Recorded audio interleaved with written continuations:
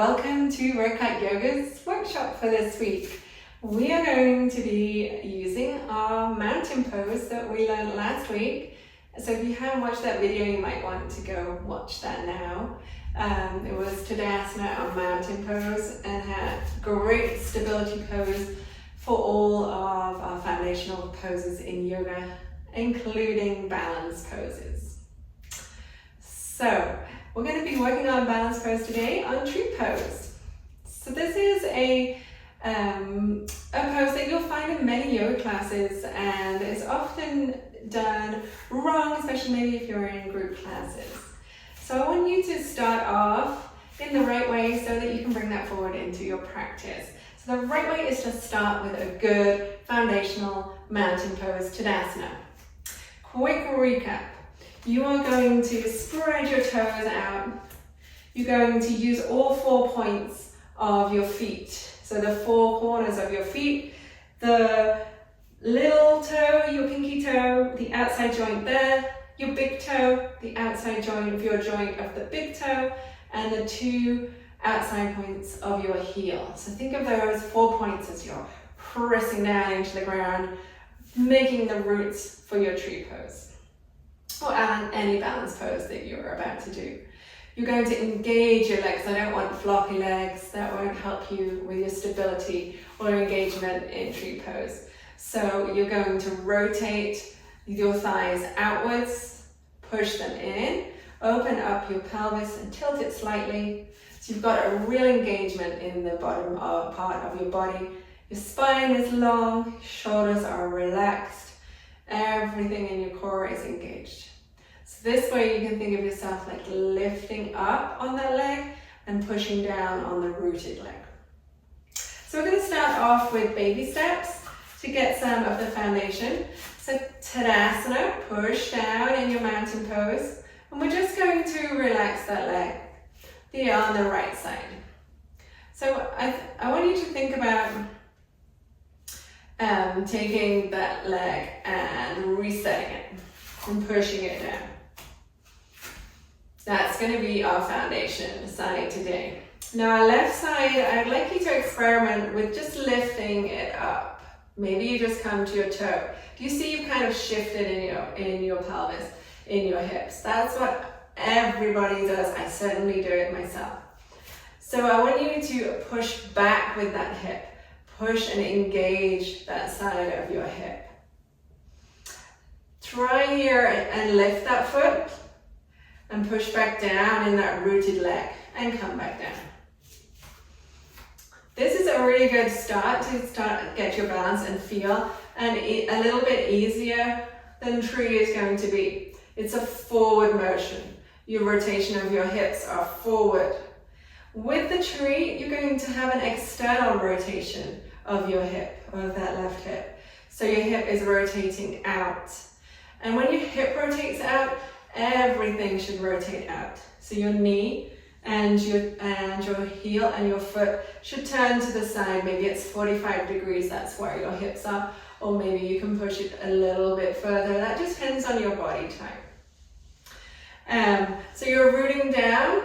We've gone from practicing a little balance with a forward motion to externally rotating our leg, balancing on our toes, checking that our hip is pushed back in.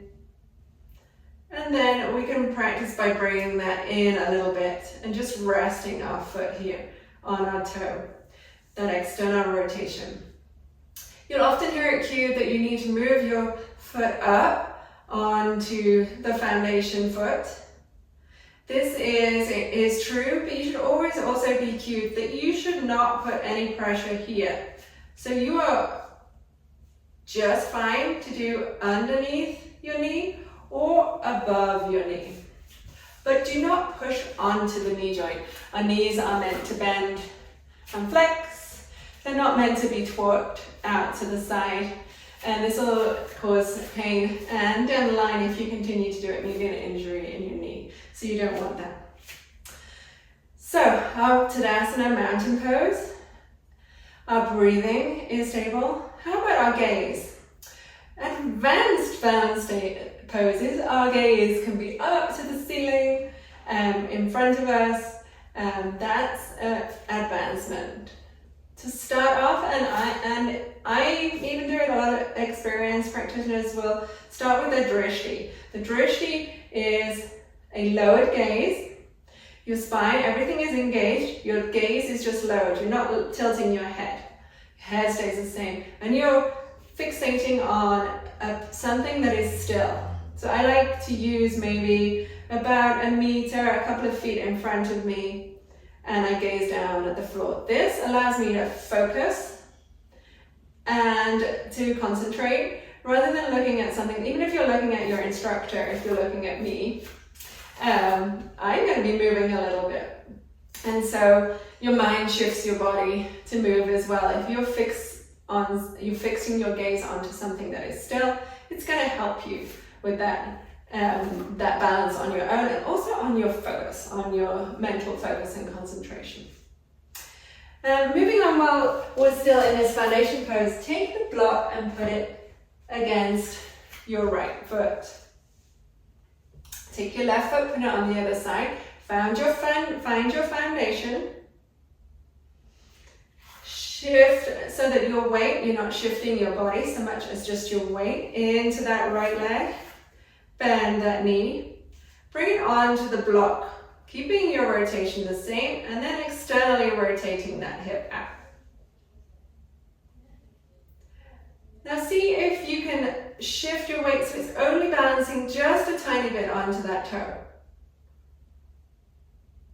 Grow your tree. So root and plant your tree and grow it up through your spine. Relax your shoulders. And just concentrate on stillness, a still tree. Now the next variation would be bringing up your hands, your gaze, still trying to keep the least weight you can onto that block or that book or whatever you have there. When you're feeling like you've got that feeling of what's going to happen, you're engaging their side, pushing in with your hips so your hips not falling out. We don't want this. We want this. So you're actively scooting your glutes, tilting your pelvis, engaging down that leg. So come out for a second and give everything a good shake. This is also a good thing if you're ever really wobbling so that you think that your concentration cannot bring you back. Come out, reset your foot.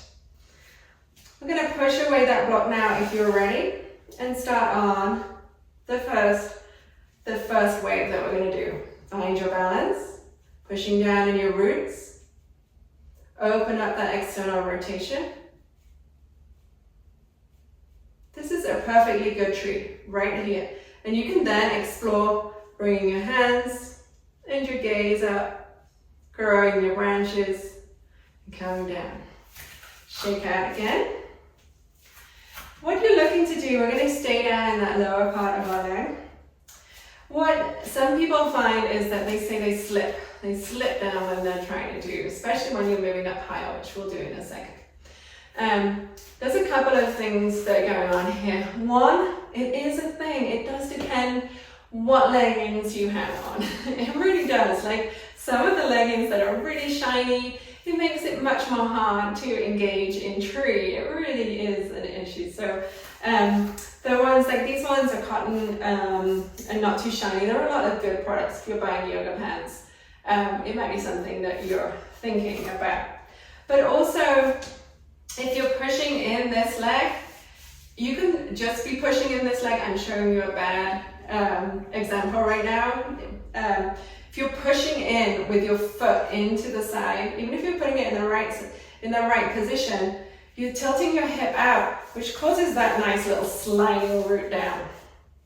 So what you need to do is push in with your foot, that's correct, but you need to compensate by pushing your foundation leg in towards the foot that is raised. So you're making a compression rather than one foot causing a landslide down. So it's pushing out your foundation leg and letting a little slide go on there. You've got two things coming together. 2 forces of pressure. You're pushing in with this foundation leg, and you're pushing in with the leg that is raised. So be aware of that. You need 2 forces together to make this work without making the little slide that slides your foot down. When you're coming up higher, so you're looking not to get on your knee, we're protecting our knees, we're going to be yogis for life, we don't want any injuries. When you're coming up higher, take the weight off your foot, maybe find your drishti in front of you, take a nice deep breath, and you can use your hand to take your foot up higher and push into your leg. So you're using that external rotation. You're pushing in with your foot, but you're equally pushing in with your leg. And when you found this pose and you feel like you've got some balance going on, you can explore with your gaze and your hands, actively pushing together, nice foundation. And when you're ready, you just simply come back down and out. So there are a lot of things that you can work on, how you can progress with tree. You can start down low. It's perfectly good. Start checking you're not pushing your hip. You can move up. You can come all the way up to the top. I'm going to show you it's not that easy by wobbling around. You can come all the way to the top. And then it's a time you can use your hands for balance. But you can also challenge yourself. Maybe looking up towards your hands. So there's always a different variation in yoga, and tree pose is one of those very good ones, where there is always another level to go to. So I hope you've enjoyed this. I hope this helped a little bit. Please let me know in the comments if you have any questions, any other poses you would like me to do a workshop on. I love your feedback. Your comments help me and make me feel wanted, so please give me some comments.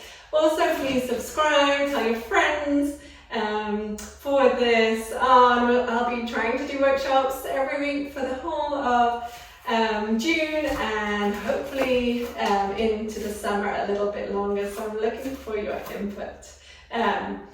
Thank you so much for practicing with me today. I hope this has helped.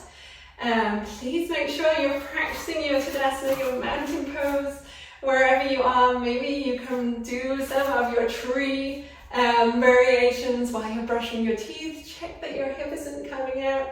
Maybe you do this in front of the mirror just to start with, to check.